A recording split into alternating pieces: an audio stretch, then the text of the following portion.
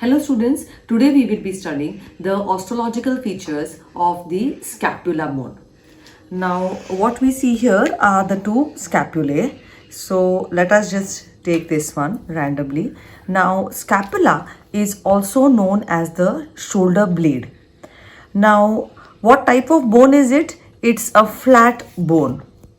Then we go on to see the morphological features of the bone. You need to remember it as 2, 3, 3 and 3. This bone has two surfaces. This is the costal surface or the ventral surface, and this is the posterior or the dorsal surface. Then it has got three borders. This here is the shortest and the sharpest border, which is the superior border. This is the thickest border, which is the lateral border, and this is the medial border. Then we go to see the three angles. This here is the superomedial angle. This is the inferior angle, and this here is the superolateral angle. Then we go to see the three processes. This here is the coracoid process. This is the acromion process. And this here, which we see on the dorsal surface, is the spinous process. The superolateral angle is seen to have a oval facet, which is the glenoid fossa, for articulation with the head of the humerus. Keeping all these morphological features in mind, let us identify which side this bone belongs to. Anteriorly is the ventral surface, posteriorly is the dorsal surface, the glenoid cavity faces laterally, medially is the root of the spinous process, superiorly lie the coracoid and acromion processes, while the inferior angle lies inferiorly, and that tells us that this scapula belongs to the right side. Let us now see how this bone lies in the normal anatomical position. Even though we call these surfaces as ventral and dorsal, they do not lie parallel to the coronal plane, but they lie at an angle of 45 degrees with both the sagittal plane and the coronal plane. So this is how you hold the bone in the normal anatomical position. Now let us go on to see the muscle attachments on this bone. Ventral surface or the costal surface gives attachment to the subscapularis muscle, whereas the dorsal surface is divided into two fossae, the supraspinous fossa above and the infraspinous fossa below. Supraspinous fossa giving attachment to supraspinatus muscle, infraspinous fossa giving attachment to the infraspinatus muscle. Then we go on to see attachments on the borders. The medial border on the anterior surface gives attachment to the serratus anterior muscle. The first two digitations, the next two digitations and the remaining four digitations of serratus anterior.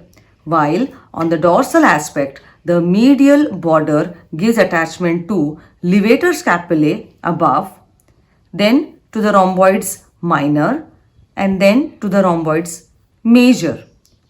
The inferior angle on the posterior aspect gives attachment to few fibers of latissimus dorsi.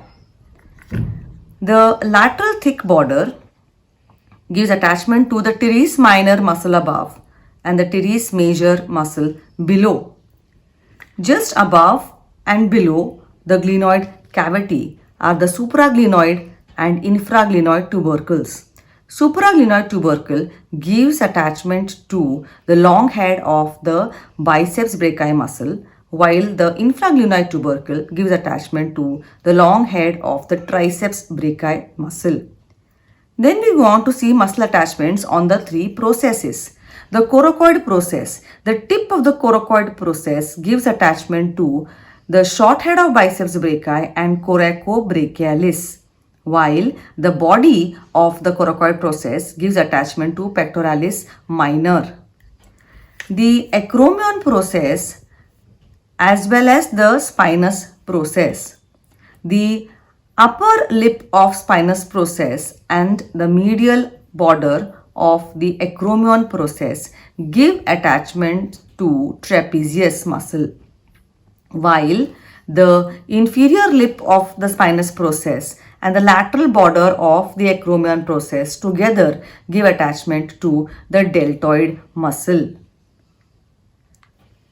Then we go on to the suprascapular notch, which is seen here. This gives attachment to the inferior belly of omohyoid muscle. These were the muscle attachments to this bone. The ligaments attached to this bone, the coracoid process gives attachment to the coracoclavicular ligament, the conoid and trapezoid parts of the coracoclavicular ligament. Also, the tip gives attachment to the coracohumeral ligaments. Also, to the coracoacromion ligament, which is attached to the coracoid process, as well as to the acromion process. The supraclavicular notch is bridged by the superior transverse scapular ligament, while the spinoglenoid notch is bridged by the inferior transverse scapular ligament. These are the ligament attachments of this bone. Let us finally see the joints formed by this bone.